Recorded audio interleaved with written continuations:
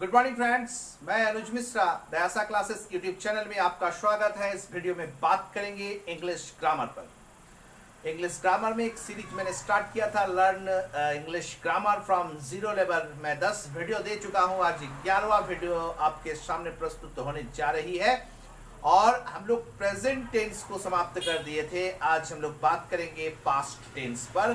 Past tense के 4 part होते हैं। चलिए देखते हैं पास्ट टेंस की स्टार्टिंग। पास्ट टेंस में 4 पार्ट होते हैं। एक हो गया past indefinite, past continuous, past perfect और पास्ट परफेक्ट कंटिन्यूअस। तो हम लोग बात करेंगे आज पास्ट इंडेफिनिट पर। पास्ट इंडेफिनिट पर। पास्ट इंडेफिनिट को समझेंगे हम लोग आज। पास्ट इंडेफिनिट में वो सेंटेंस आते हैं, उन सेंटेंस को पास्ट इंडेफिनिट को हम लोग डील करने के लिए देंगे, या वैसे सेंटेंस कुछ ऐसे सेंटेंस हैं जिसे हमें समझना पड़ेगा। उन सेंटेंस को हम पास्ट इंडेफिनिट के नियम कानूनों से हिंदी से इंग्लिश में या इंग्लिश से हिंदी में ट्रांसलेट करेंगे और समझेंगे। इसे पास्ट इंडेफिनिट के अंतर्गत रखा जाएगा। दोस्तों, हिंदी सेंटेंस में पास्ट इंडेफिनिट कौन कौन से सेंटेंस आते हैं, इसे हम लोग 2 तरीके से देखेंगे। मतलब 2 इसके सिम्टम्स होंगे, 2 पहचानने के तरीके होंगे। अगर हिंदी सेंटेंस में यह 2 तरीके में कोई एक तरीका मैच कर जाए तो आप निश्चित तौर से मान लेंगे कि सेंटेंस जो है पास्ट इंडेफिनिट के अंतर्गत रखा जाएगा और पास्ट इंडेफिनिट ही इसे हैंडल करके हिंदी से इंग्लिश या इंग्लिश से हिंदी में ट्रांसलेट कर देगा। चलिए, एक हो गया कि आप कोई भी हिंदी सेंटेंस को लिखिएगा तो हिंदी सेंटेंस के अंत में ना आपको ह मिलेगा, ना आपको थ मिलेगा, ना आपको गौ मिलेगा।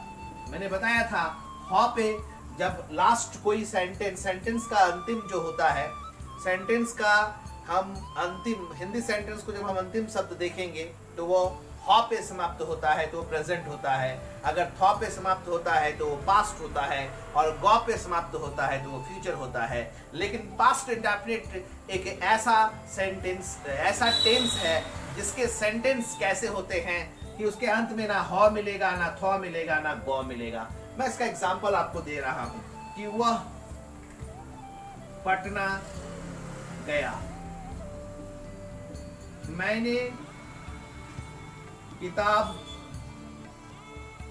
पढ़ लिया। देखिए, इस सेंटेंस के अंत में ना ह है, ना थ है, ना गौ है।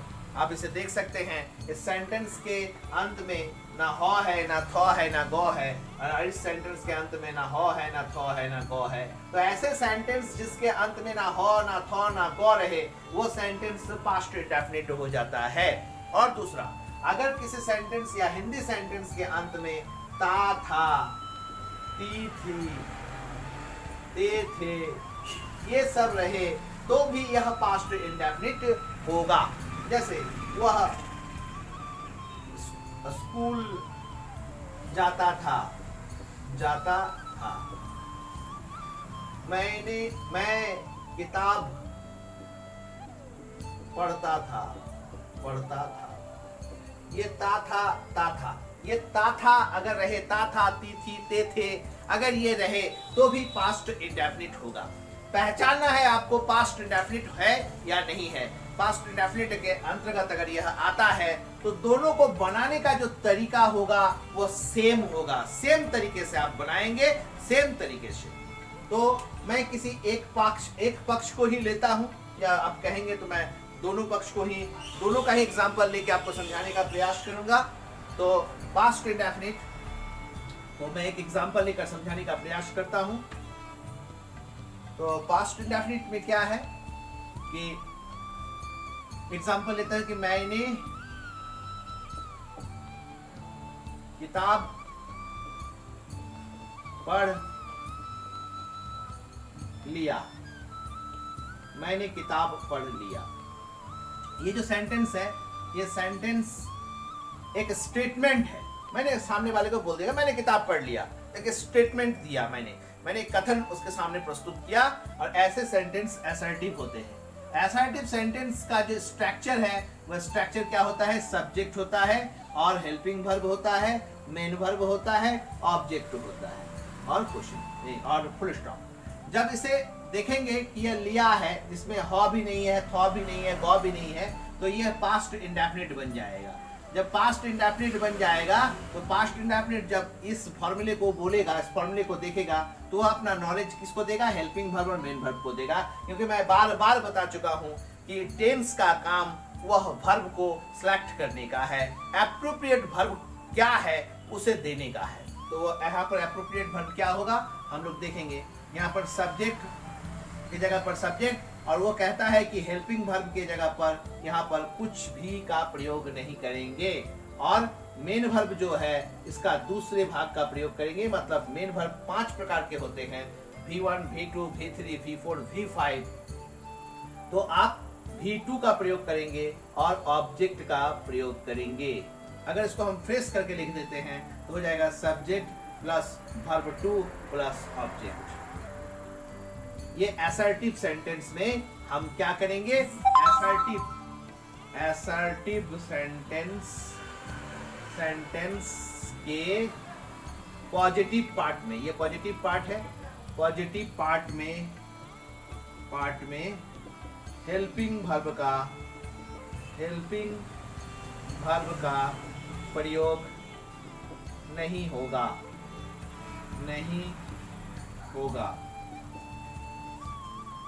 असर्टिव सेंटेंस के पॉजिटिव पार्ट में। पॉजिटिव पार्ट क्यों लिखा गया, क्योंकि असर्टिव सेंटेंस 3 प्रकार के होते हैं।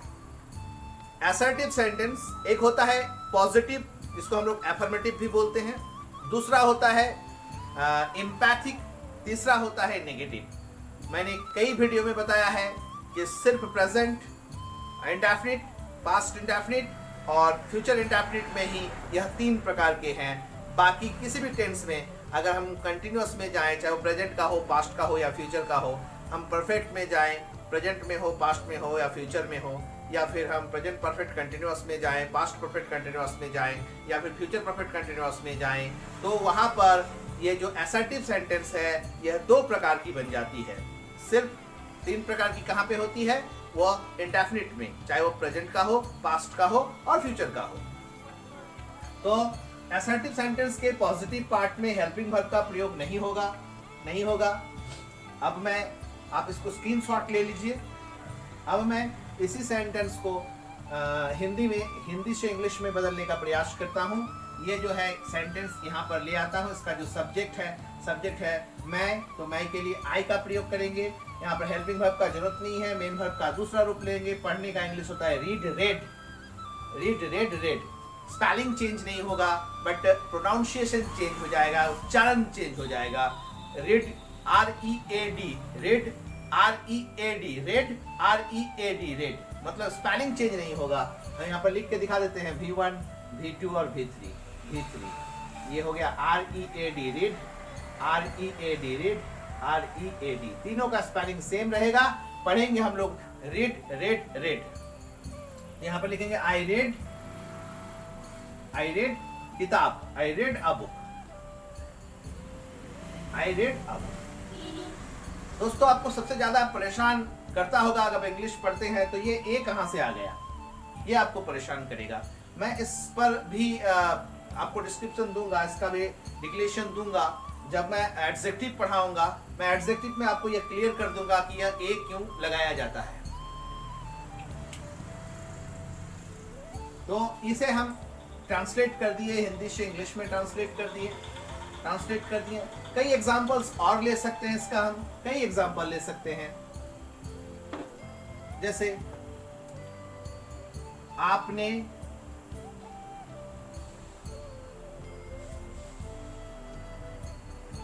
वीडियो को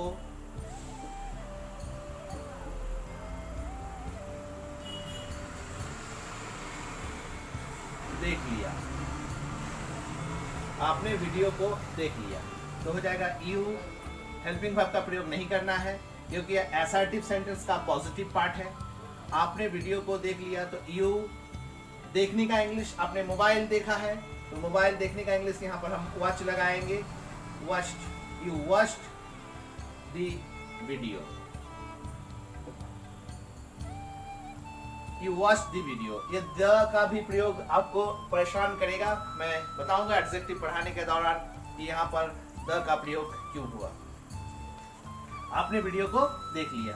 इस प्रकार से आप किसी भी सेंटेंस को, किसी भी असर्टिव सेंटेंस के पॉजिटिव पार्ट को प्लस पास्ट इंडेफिनिट के अंतर्गत इस तरह से आप आसानी से बना सकते हैं। अब लोग हम लोग चलेंगे नेक्स्ट स्टेप में। नेक्स्ट स्टेप क्या है? असर्टिव सेंटेंस के बारे में ही बात हो रही थी।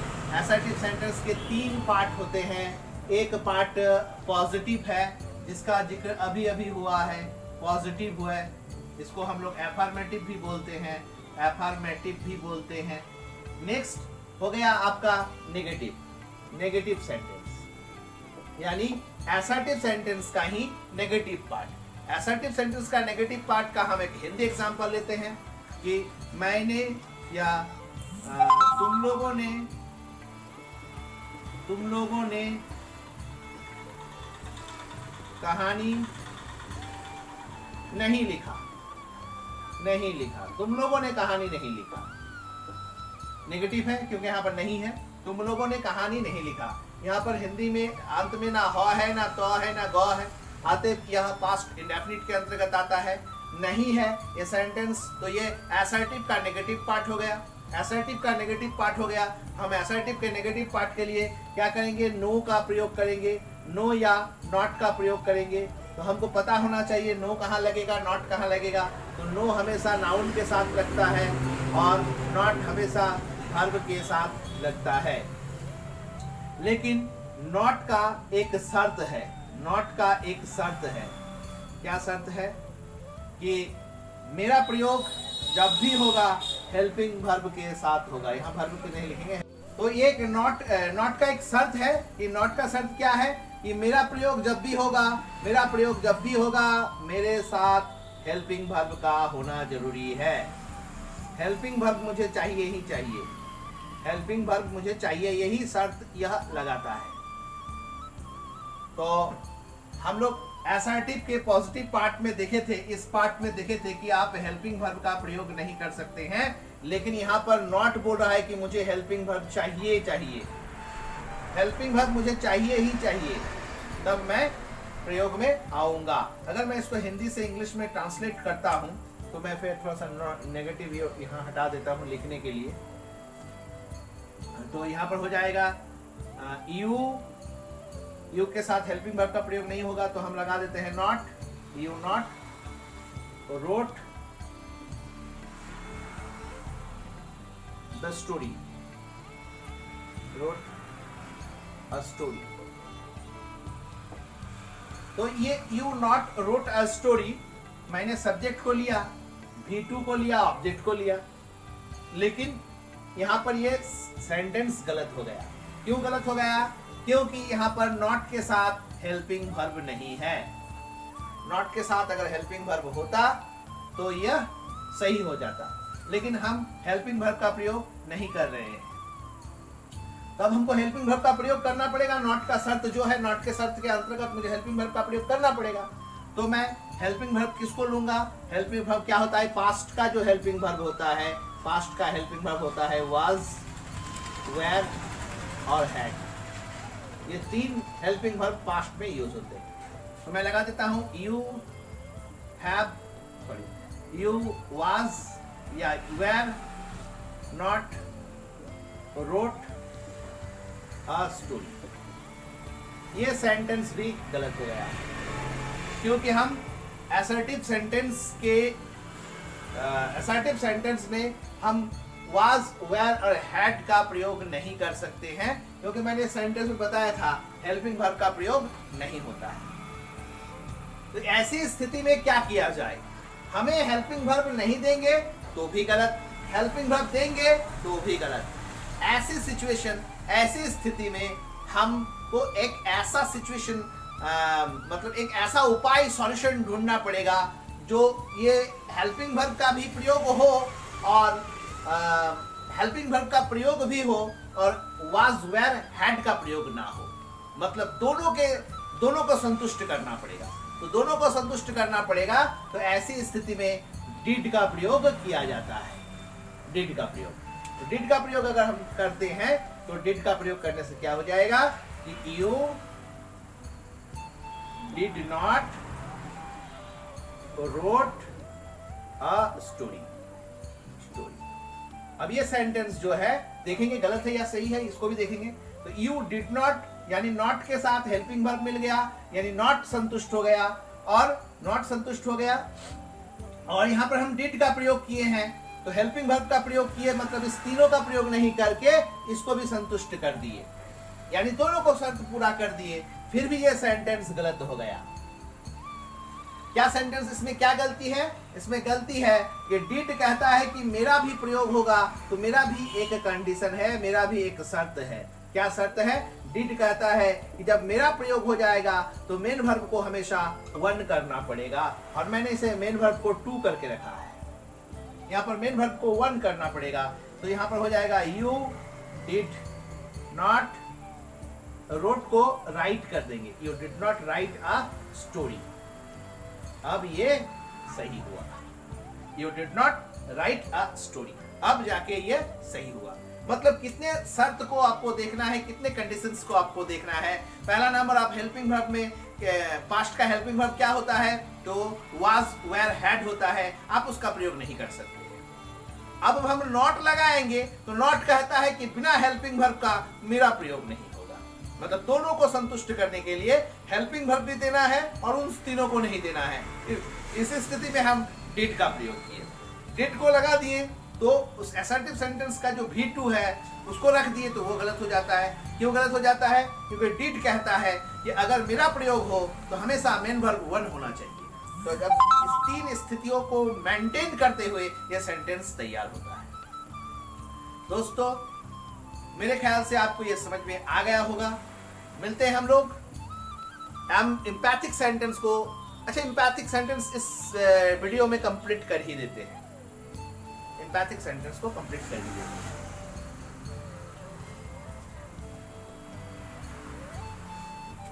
तो असर्टिव सेंटेंस का एक पॉजिटिव पार्ट, एक एम्पैथिक पार्ट और एक नेगेटिव पार्ट। तो नेगेटिव हो गया, पॉजिटिव हो गया, एम्पैथिक। एम्पैथिक को बोलते हैं जोरदार कथन। जोरदार कथन, जोरदार कथन का मतलब होता है कि आप किसी सेंटेंस को एक कॉन्फिडेंस, एक जोर के साथ कहते हैं। जैसे मैंने प्रेजेंट इंडेफिनिट में बताया था कि कोई लड़का है जिसे पढ़ता है, उसका भैया उसे देख रहा है कि वो लगातार घर में मेहनत करता है, लेकिन ट्यूशन में जाके या स्कूल में जाके वो होमवर्क नहीं बनाता है। तो स्कूल का टीचर उसके भैया को बोलता है, क्या आपका भाई पढ़ता लिखता नहीं था क्या, फेल कर गया? तो उसको खराब लगता है भैया को। तो भैया बोलते नहीं, पढ़ता तो था, पढ़ता तो था, मतलब वो देखा है और जोर तरीके से बोलते नहीं, पढ़ता तो था। अब फेल कैसे क्या पता करना पड़ेगा, बट पढ़ता तो था, तो था। ये जो इस प्रकार के शब्द होते हैं, तो था, तो ये तो था, ती थी, ते थे, ये जो बीच में पाया जाएगा ये एम्पैथिक हो जाता है। जैसे वह पढ़ता तो था, वह पढ़ता तो था, वह, या फिर राधा गाती तो थी। ये जो ती थी, ते थे है, ये जो सेंटेंस है ये एम्पैथिक है। तो एम्पैथिक सेंटेंस को कैसे बनाया जाता है? याद रखिएगा, सब्जेक्ट, सब्जेक्ट के बाद आपको हेल्पिंग वर्ब्स देना है, फिर मेन वर्ब देना है और ऑब्जेक्ट देना है। तो दोस्तों, हेल्पिंग वर्ब का तो प्रयोग नहीं कर सकते हैं। हेल्पिंग वर्ब कौन है? वाज, वेयर और हैड, ये तीन है। हम तीन का प्रयोग नहीं कर सकते हैं क्योंकि ये पास्ट का हेल्पिंग वर्ब है, पूरे पास्ट टेंस का हेल्पिंग वर्ब है। हम इस तीनों का प्रयोग नहीं कर सकते हैं, लेकिन हमको हेल्पिंग वर्ब तो देना ही पड़ेगा, नहीं तो एम्पैथिक नहीं बनेगा। बट हम इस तीनों का प्रयोग नहीं करेंगे। तो ऐसी स्थिति में फिर से कौन मदद करेगा? डिड मदद करेगा। फिर डिड का शर्त क्या है? डिड का शर्त है कि मेरा प्रयोग होगा तो ये जो मेन वर्ब है वो हमेशा वन हो जाएगा। तो देखते हैं इस सेंटेंस को बनाते हैं। तो हो जाएगा सब्जेक्ट कौन, ही के बाद क्या हो जाएगा, डिड, ही डिड। पढ़ने का इंग्लिश रीड। स्पेलिंग तो चेंज नहीं होगा, स्पेलिंग चेंज नहीं होगा तो हम लोग स्पेलिंग चेंज करेंगे भी नहीं, बट हम लोग का जो पढ़ने का तरीका होगा, प्रोनाउंसिएशन होगा, वो बदल जाएगा। क्या हो जाएगा, ही डिड रीड, क्योंकि अब V1 हो गया। अगर हम इसको ही डिड रेड पढ़ते हैं तो गलत हो जाएगा, ही डिड रीड पढ़ना पड़ेगा। हम दूसरे को बनाते हैं तो ये हो जाएगा राधा डिड सिंग सैंग। तो हम अगर सैंग लिखते हैं तो V2 हो जाता है, तो हम सैंग नहीं लिख सकते हैं, हम इसको सिंग लिखेंगे, क्योंकि यहां पर डिड का शर्त लगाया गया है। तो इस तरीके से हम इस तरीके से हम असर्टिव सेंटेंस के 3 पार्ट, पॉजिटिव, एम्पैथिक और नेगेटिव, इसको हम लोग कंप्लीट कर लिए। किसके अंतर्गत, पास्ट इंडेफिनिट के अंतर्गत। हम लोग नेक्स्ट वीडियो में पढ़ेंगे पास्ट कंटिन्यूअस को हम लोग नेक्स्ट वीडियो में पढ़ेंगे। अगर आप मेरे वीडियो को देख रहे हैं, अगर वीडियो आपको अच्छा लग रहा है, आप मेरे वीडियो से कुछ लाभान्वित हो रहे हैं, आपको कुछ प्रॉफिट मिल रहा है, तो आप इस वीडियो के इस चैनल को सब्सक्राइब करें, ताकि मेरी उत्साह बढ़ती रहे और मैं अच्छा से अच्छा वीडियो आप लोगों के लिए बना सकूं। क्योंकि मुझे पूरी इंग्लिश ग्रामर आपके सामने अपलोड करनी है, यूट्यूब में अपलोड करनी है, पूरी की पूरी इंग्लिश ग्रामर, कोई भी ऐसा टॉपिक्स ना बचे। तो इस प्रॉफिट को अगर आप लेना चाहते हैं तो मेरे उत्साहवर्धन की काम आप निश्चित रूप से करें, ताकि मेरे उत्साह बरकरार रहे, बनी रहे। इस वीडियो में इतना ही, मिलते हैं पास्ट कंटिन्यूअस के साथ नेक्स्ट वीडियो में। थैंक यू, धन्यवाद।